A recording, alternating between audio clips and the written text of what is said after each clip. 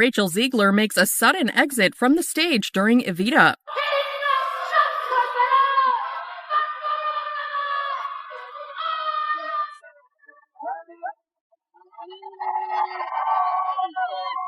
Rachel Zegler just got cancelled after storming out of the Evita performance mid-show, leaving understudy Bella Brown to save a night and steal the spotlight. So in the end, it's really not about talent. It's about watching someone who thought they were above it all finally get humbled.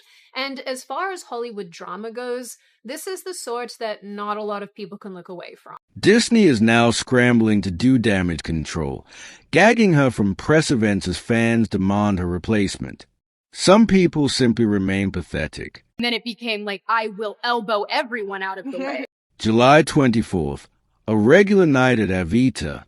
Lights up, Act 1 ends. The audience heads to the lobby thinking they'll be back in a few minutes for that legendary Don't Cry from the Argentina moment. That's what they paid for. That's what they came to see. That's what Rachel was hired to deliver. Except she vanishes. Poof. Gone. Eyewitness tells E! News that around 15 minutes into the interval, it was announced that her understudy, Bella Brown, would be stepping in to finish the show. 15 minutes into the interval, someone finally announces that Bella Brown, the understudy, not that Rachel bothered to introduce her ever, would be finishing the rest of the show. That's right.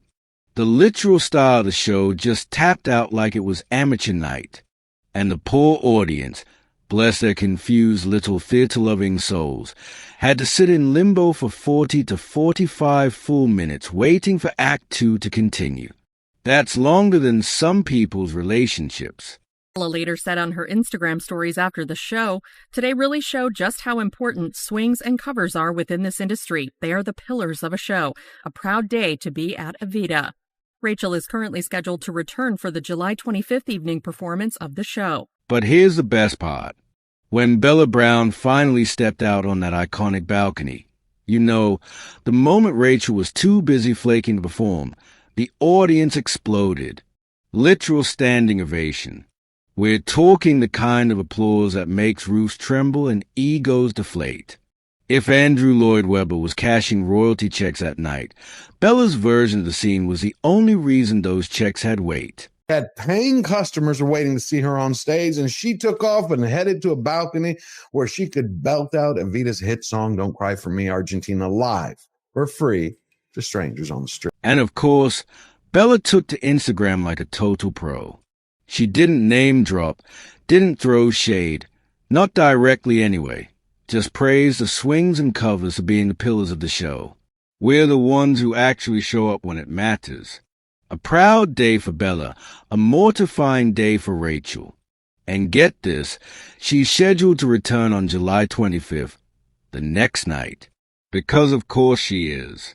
There's nothing like abandoning a stage and then casually scheduling your comeback like you're Beyoncé. No White, the film that bombed so hard that it only brought in $50 a screen over Mother's Day weekend, is now somehow the #1 streaming hit on Disney+.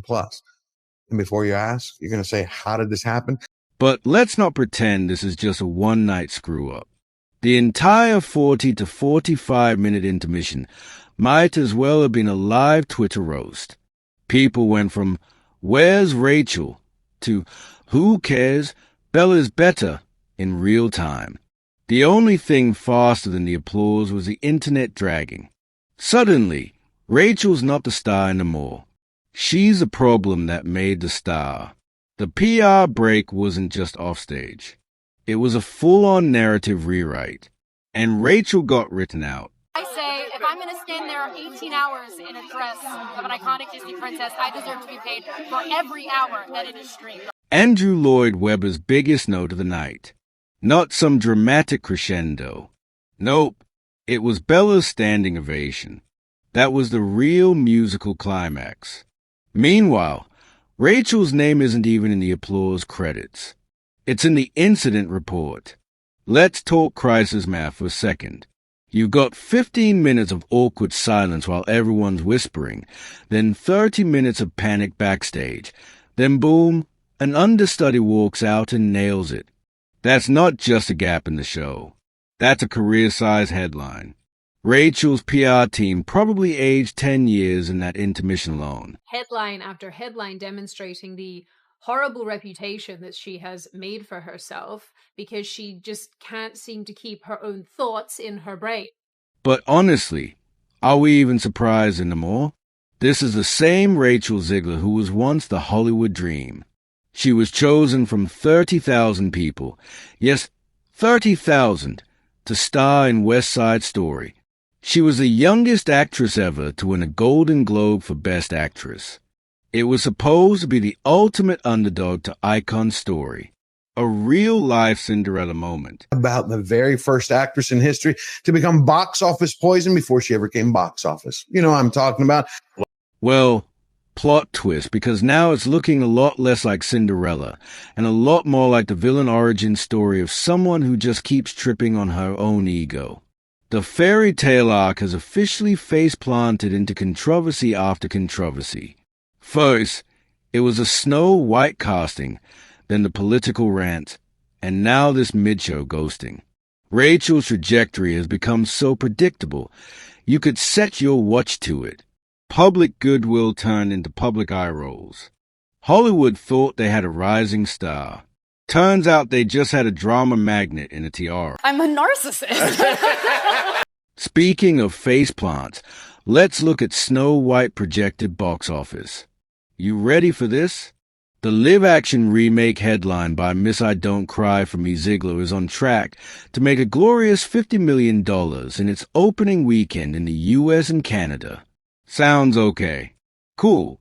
Until you realize it's an epic nosedive compared to Disney's other remakes.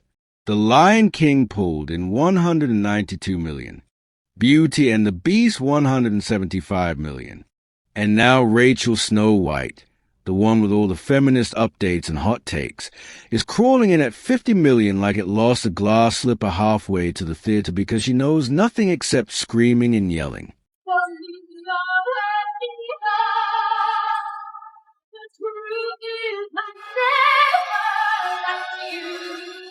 And you know what Disney's doing to promote it? Basically nothing. Radio silence. Why? Because their lead actress is now a certified walking headline hazard. They are probably terrified she'll open her mouth and drop another grenade into the campaign. Marketing throttle down has officially begun. You know what this all boils down to? A beloved classic remade into a culture war lightning rod because of one person. Rachel tried to modernize Snow White, and the audience responded with, "Cool, we won't be seeing it." Things are already shaping up to be a bit of a poop show? No, I don't like that. You can't make this up. You've got a historic Disney property, a global platform, and a fan base ready for nostalgia.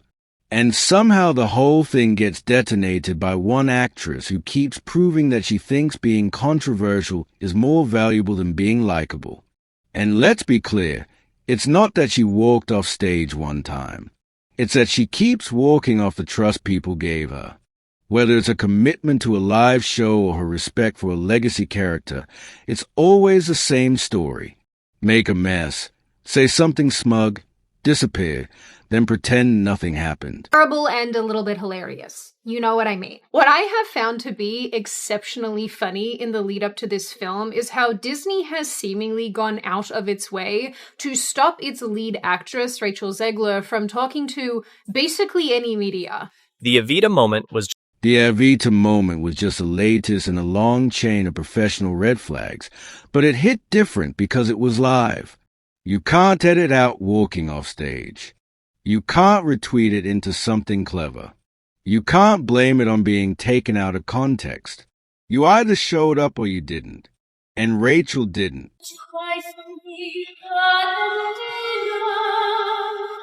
An iconic song, yes, but it's the balcony grabbing all the attention. And poor Bella Brown, the understudy, who was probably getting half the applause just days earlier, suddenly becomes the audience's hero. She didn't just finish the show, she replaced the narrative. And she did it without screaming into a MIC about feminism or cancel culture or any of the usual sclerisms. She just did her job. That's it. That's all people wanted from Rachel. 2. Disney's Snow White said that harm should befall Trump and his voters. Do not see this film. But no, she had to make it complicated. She had to turn a simple performance into a headline. She had to remind the world once again that she's always one quote, one tweet, or one disappearing away from another PR disaster. And when your job is literally just to show up and say the lines, that's not just unprofessional, that's pure ego. So Disney had to do what any company does when their star actress is one sound bite away from self-destructing. They shut her MIC off. Literally. On March 5th, 2025, there was supposed to be this glamorous red carpet London premiere for Snow White. You know, the kind with flashing cameras, press interviews, and a smiling cast pretending this movie isn't a complete PR dumpster fire. She's very good at alienating not only her viewers, but just viewers in general with everything that she says and every social media post. But instead of that, Disney just went, nope, not doing this circus. They scrapped the London premiere entirely and quietly sneaked the whole event over to Spain. Secret location, limited press. Basically, they were trying to keep Rachel as far away from live microphones as humanly possible. One on the right side of America can stand the star of this movie. Then came March 15th, 2025, so-called LA premiere. And honestly, it was a joke. There were no traditional red carpet interviews, no messy reporters waiting to ask Rachel about her weird Stalker Prince comments. Instead, Disney handpicked photographers like they were curating an art gallery. They even had Jodie Benson, the original voice of Ariel from The Little Mermaid, doing the interviews. When you have to bring in literal Disney royalty to babysit your actress, you know things have hit rock bottom. The original cartoon came out in 1937, and very evidently so. Okay. There's a big focus on her love story with a guy who literally stalks her. Yeah. Weird. Martin Kleber, who voices Grumpy in the film, didn't sugarcoat it either. He came out and flat out said, all of this chaos is happening because of Rachel's never-ending controversies. Disney's approach was simple. Fewer questions, fewer disasters. They built an entire PR panic room just to keep her under control. And honestly, when your lead princess can't even do basic press without blowing up the internet, you don't have a movie, you have a time bomb. Rachel wasn't doing press tours. She was being muzzled like a toddler in a candy store who can't stop screaming. People will assume it's a love story just because, we cast a guy in the movie, right. Andrew Burnap. All of Andrew's scenes could get cut. And this is where things start spiraling from just bad to, oh dear God, who greenlit this? Let's talk about the Seven Dwarfs fiasco. After Peter Dinklage called out Disney for the original portrayal of dwarfs being backward, Disney decided to scrap the concept entirely.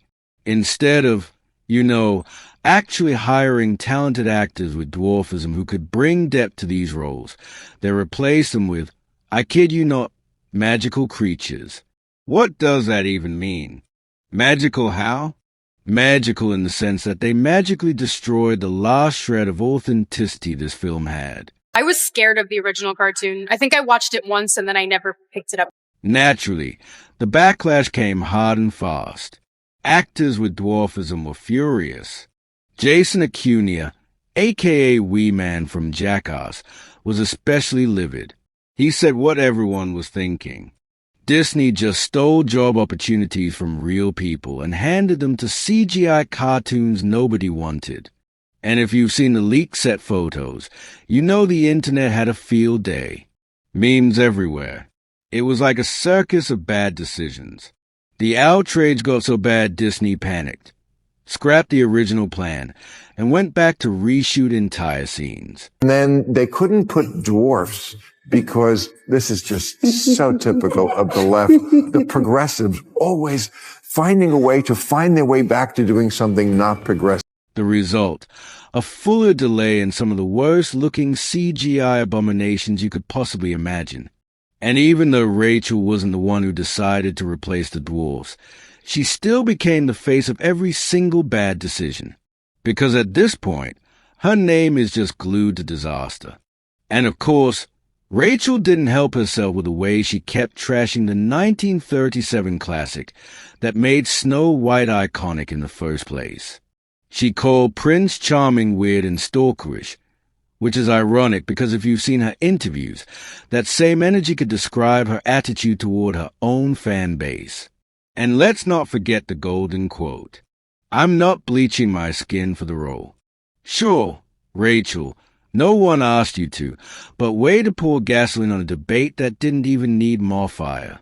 That single line turned a casting decision into a cultural battlefield. And we absolutely wrote a Snow White that is not going to be saved by the prince. She's not going to be saved by the prince, and she's not going to be dreaming about true love. She's dreaming about becoming the leader she knows she can. Disney tried to update the music, too. They ask Someday My Prince Will Come, one of the most legendary Disney songs of all time, and shoved in Waiting on a Wish, which, let's be honest, nobody's waiting to hear. Fans were already skeptical of this remake, and Rachel's attitude made it worse. She even smugly said, "We didn't do that this time." Like it was some feminist power move. Yeah. Well, you also didn't do winning people over this time, Rachel. Anyway, we know that our girl Rachel likes to yap, so if she's going out of her way to basically escape talking to the media about the film that she's starring in, then I think we can reasonably assume that some things are going on behind the scenes. And if calling the original film extremely dated wasn't bad enough, she then had the nerve to turn around and ask those same fans to buy tickets.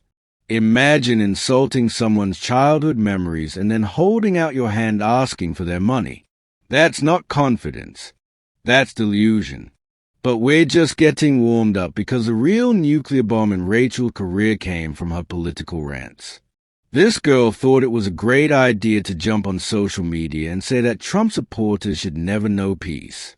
Oh yeah, that'll play real well with Disney's family-friendly image.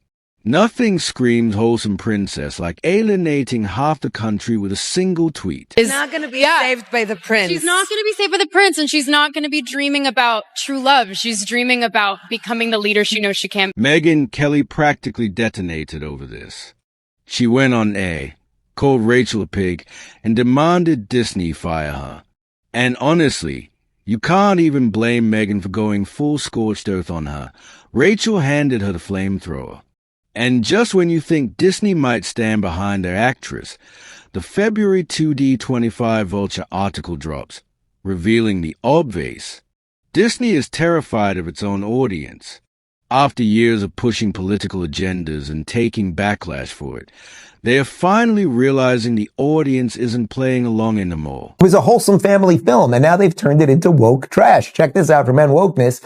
Disney's Snow White said that harm should befall Trump and his voters. Do not see this. Here's the kicker. When Ezra Miller was running around getting arrested and screaming at cops, Warner Brothers put him in PR containment mode. Disney, they gave Rachel the exact same treatment, but she didn't even need the felony charges to get there. All she had to do was open her mouth. Is purely because Rachel Zegler is just this awful. The truth is that Warner Brothers actually did this a few years ago with relation to The Flash because its lead actor, Ezra Miller, was caught up in some controversy too. Except that Miller's was like kidnapping and screaming at police. And let me tell you, Disney tried to reel her in. They personally called her. They begged her to tone it down. They even called her management team, probably on speed dial at this point. But Rachel, nope, she doesn't listen. She's too busy being authentic, which is just code for I'll tank this movie on my own terms. Don't get me wrong, I know that there are some people, or probably many people, who've worked really hard on this movie, but I do love watching Disney collapse in on itself. Disney is living proof that you can try to ride one pendulum swing and then get smacked in the face when it changes direction.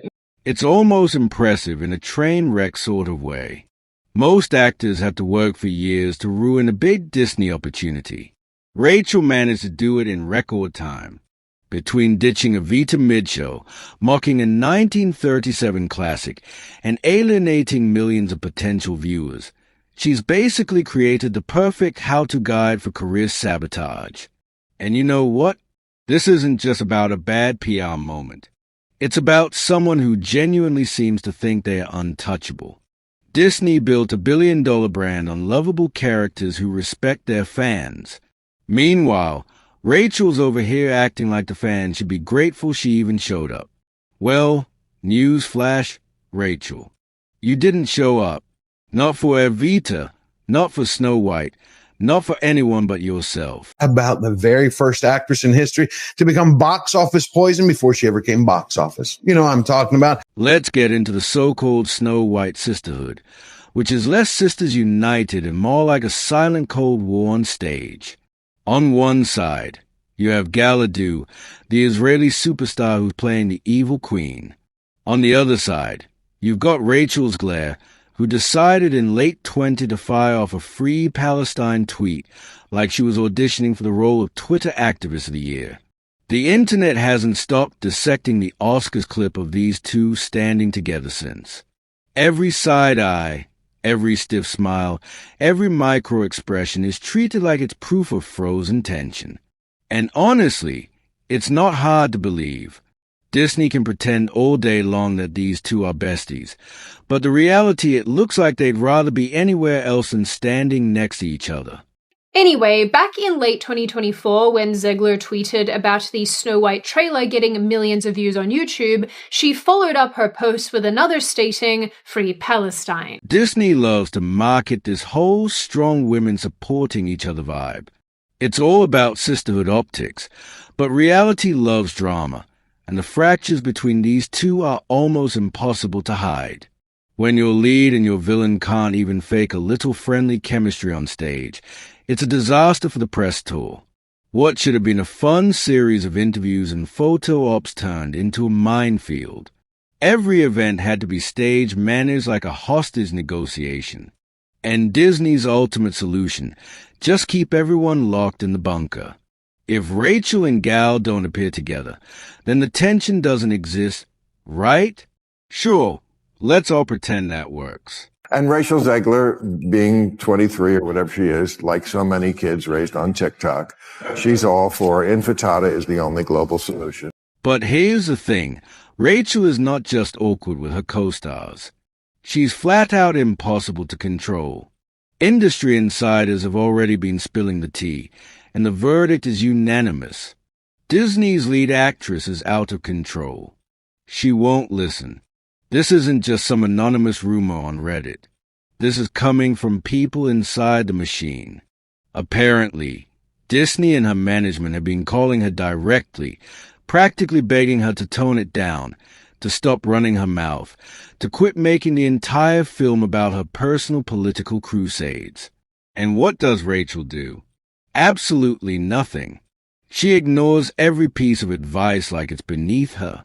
It's like she's allergic to listening. Zegler, who is the new Snow White, and she's talking about Snow White being woke.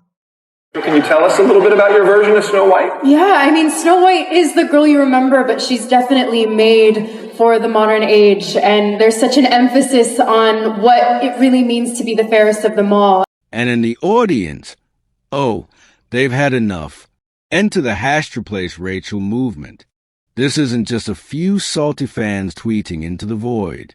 This is a full-on campaign to get her booted from her own movie. The hashtag exploded with suggestions. Some people want Lily Collins to take over. Others think Disney should just give up and animate the whole thing again. The memes are merciless. My personal favorite. If you hate Snow White so much, remake Frozen and call it Chilly Independent Woman. I mean, tell me that isn't a better tagline than whatever nonsense they are cooking up right now. In this case, for example, maybe Snow White is just too far away from this generation and can't cross those generational lines. I guess it goes to show that maybe rather than endlessly doing remakes, Disney should invest its money in creating something Rachel has somehow become the face of everything people hate about modern Hollywood. She's the avatar of why these remakes keep failing. Disney is trapped. If they fire her, it looks like they're caving to mob rule. But if they keep her, they are basically daring the audience to boycott the movie. It's a lose-lose situation, and Rachel is sitting in the middle of it all, acting like none of this is her fault. And if Disney learned anything from this mess, it's that when your lead spends all her time roasting your movie and your fans, the audience will roast your box office. They wanted to modernize Snow White, but what they got was a PR nightmare wrapped in a ball gown. Instead of being the star of a magical new chapter, Rachel turned herself into the cautionary tale of the year. The company had seemingly decided to trade out the little men for 7 magical creatures, who viewers got to see in some very early leaked photos. Hilariously, this just pissed fans off further, and even pissed off dwarf actors and actresses. She wanted to modernize a myth. Congratulations, Rachel. You became one.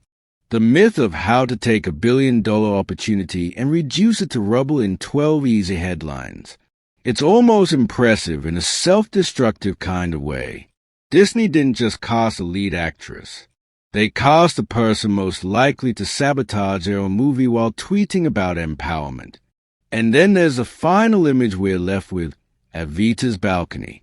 It was supposed to be Rachel's moment of triumph. The kind of roadie-defining scene that makes careers.